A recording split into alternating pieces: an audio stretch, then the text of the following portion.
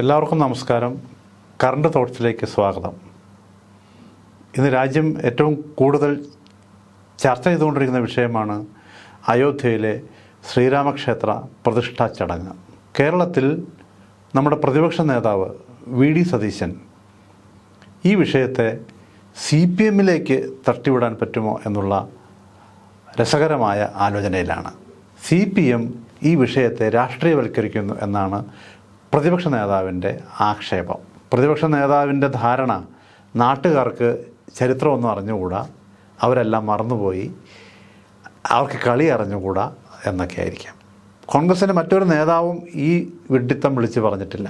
വാസ്തവത്തിൽ ഇന്ന് അയോധ്യ വിഷയം സമർത്ഥമായി രാഷ്ട്രീയവൽക്കരിക്കുന്നത് BJP ആണ്. 2024 തിരഞ്ഞെടുപ്പ് വർഷമാണ്. ശ്രീരാമനാണ് ഞങ്ങളുടെ തിരഞ്ഞെടുപ്പ് ആയുധം എന്ന് BJP പ്രഖ്യാപിച്ചു കഴിഞ്ഞു.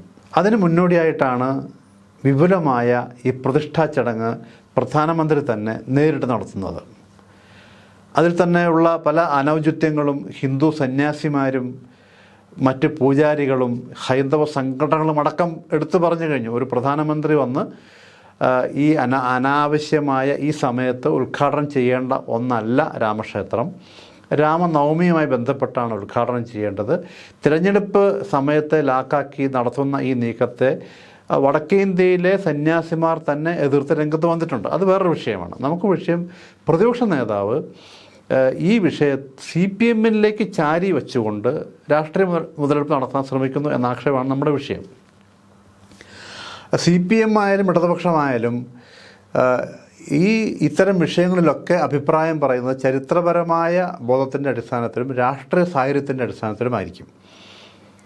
ഇപ്പോൾ വേണമെങ്കിൽ ഈ സതീശൻ തന്നെ പറയുന്ന ഇന്ത്യയിലെ ഒരു മൂലയായ കേരളത്തിൽ മാത്രമുള്ള CPM എന്നാണല്ലോ സതീശൻ്റെ വിശേഷണം.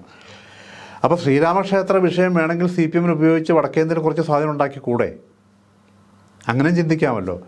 പക്ഷെ ഒരു ഘട്ടത്തിലും CPM-ഓ ഇടതുപക്ഷമോ 4 വോട്ടിനു വേണ്ടി അഭിപ്രായം പറയുകയല്ല, മറിച്ച് രാജ്യത്തിൻ്റെ ചരിത്രവും വർത്തമാനകാല സാഹചര്യവും ഭാവിയും മുൻകൂട്ടി കണ്ട് ജനങ്ങളാണ് ഏറ്റവും പ്രധാനപ്പെട്ട ആളുകൾ എന്ന് ബോധ്യപ്പെടുത്തിക്കൊണ്ടുള്ള അഭിപ്രായങ്ങളാണ് എല്ലാ കാലത്തും CPM പറഞ്ഞിട്ടുള്ളത്, ഇടതുപക്ഷം പറഞ്ഞിട്ടുള്ളത്.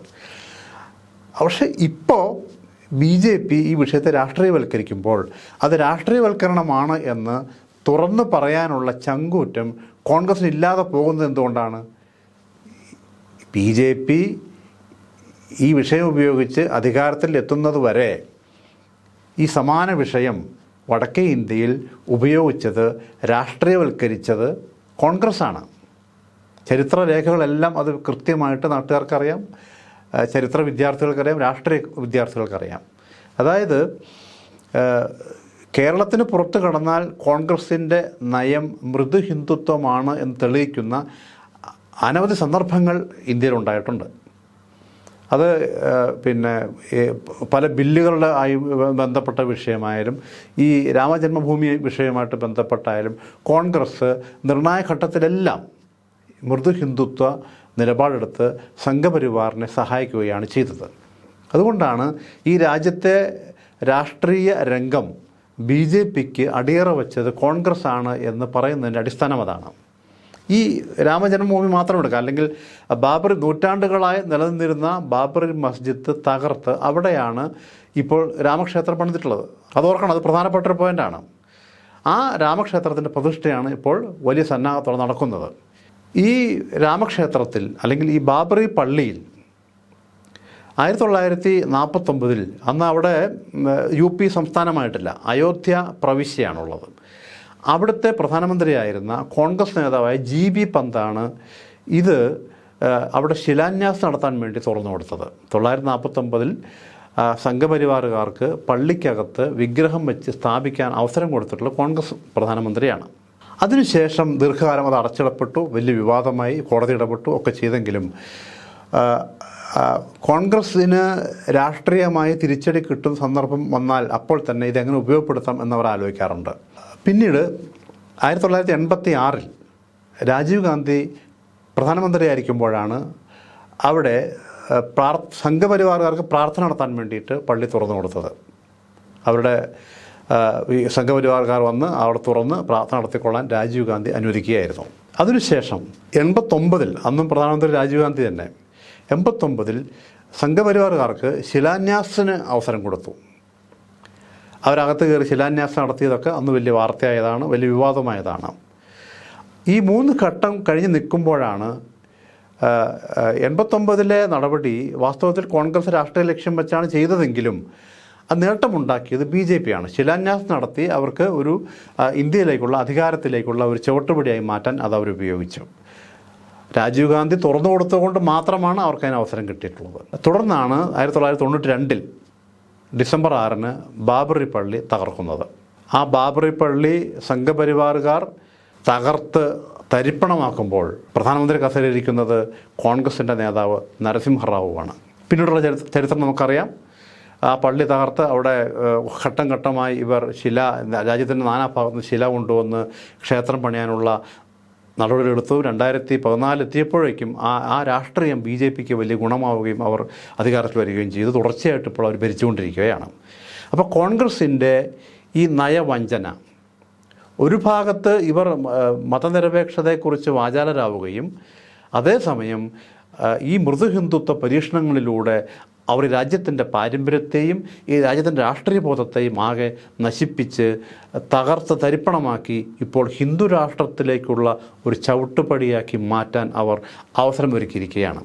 അങ്ങനെയുള്ള പ്രവൃത്തികൾ ഈ രാജ്യത്താകെ ചെയ്ത കോൺഗ്രസിൻ്റെ കേരളത്തിലെ പ്രതിപക്ഷ നേതാവ് ഈ ചരിത്രം മുഴുവൻ പിന്നെ മറച്ചു വെച്ചുകൊണ്ട് അതൊന്നും തനിക്ക് അല്ലെങ്കിൽ താൻ അറിയില്ല എന്നുള്ള ഭാവത്തിൽ കമ്മ്യൂണിസ്റ്റുകാരുടെ നേരെ CPMന് നേരെ ഇത് ഒരുക്കി തിരിച്ചു വയ്ക്കാം എന്നുള്ള തികച്ചും പിന്നെ ഒരു രാഷ്ട്രീയ ധാരണയില്ലാത്ത ഒരാളെ പോലെ പെരുമാറിക്കൊണ്ട് നടത്തുന്ന ഈ പ്രസ്താവനകൾ സ്വയം തിരിച്ചടിക്കുകയുള്ളൂ എന്നുള്ള കാര്യത്തിൽ സതീശന് അറിയില്ലെങ്കിൽ കോൺഗ്രസ്സുകാരായിട്ടുള്ള അണികൾക്കും മറ്റ് നേതാക്കന്മാർക്കും എല്ലാം അറിയാം. ഇത്തരം വിഡ്ഢിത്തരങ്ങൾ വിളിച്ചു പറഞ്ഞുകൊണ്ട് കൃത്യമായ രാഷ്ട്രീയം പറയേണ്ട ഈ അവസരത്തിൽ അത് പറയാതെ ഉരുണ്ട് കളിച്ചുകൊണ്ട് ഈ കേരളത്തിൽ മാത്രം ഈ മതനിരപേക്ഷ സമീപനം പറയുകയും കേരളത്തിന് പുറത്ത് നിരന്തരമായി മൃദുഹിന്ദുത്വ സമീപനം എടുക്കുകയും ചെയ്യുന്ന കോൺഗ്രസിൻ്റെ നിലപാട് തുറന്നു കാട്ടപ്പെടുമ്പോൾ അതിന് മറ്റുള്ളവരെ പഴിച്ചിട്ട് കാര്യമില്ല. അത് സ്വന്തം രാഷ്ട്രീയ നിലപാടില്ലായ്മയാണ് എന്ന് തുറന്ന് സമ്മതിക്കുക മാത്രമാണ് പിന്നെ പരിഹാരം. സതീശന് ഇത്തരം വിഡ്ഢിത്തങ്ങൾ വിളമ്പുന്നത് അവസാനിപ്പിച്ചാൽ സ്വന്തം രാഷ്ട്രീയ ഭാവിയെങ്കിലും ഭദ്രമാക്കാം എന്ന് മാത്രമേ അതിനകത്ത് പറയാനുള്ളൂ. കോൺഗ്രസിൻ്റെ നിലപാട് വ്യക്തമാക്കാത്തതുകൊണ്ട് ഇന്ന് ഏറ്റവും വലിയ രാഷ്ട്രീയ ചർച്ചയായി തന്നെ അത് മാറിയിരിക്കുകയാണ്. കോൺഗ്രസിൻ്റെ നേതാക്കളെല്ലാം സോണിയാഗാന്ധിയും ഉൾപ്പെടെയുള്ള നേതാക്കളെല്ലാം ക്ഷണം സ്വീകരിച്ചപ്പോൾ അത് ഏറ്റുവാങ്ങിയപ്പോൾ CPM general secretary Sitaram Yechury ആ ക്ഷണം കിട്ടിയ മാത്രയിൽ ഞങ്ങൾ ആ പരിപാടിക്കില്ല എന്ന് തുറന്നു പറയാനുള്ള ആർജവം കാണിച്ചത് രാഷ്ട്രീയ നിലപാടുള്ളത് കൊണ്ടാണ്. അത് തുറന്നു പറയാൻ കോൺഗ്രസ്സിന് പറ്റാത്തത് ഇക്കാര്യത്തിൽ അവർക്ക് രാഷ്ട്രീയ നിലപാടില്ല എന്നുള്ളത് കൊണ്ടാണ്. ഈ വസ്തുതകൾ ജനങ്ങൾക്ക് മനസ്സിലായിട്ടുണ്ട്, സതീശന് മനസ്സിലായിട്ടില്ലെങ്കിലും. നന്ദി, നമസ്കാരം.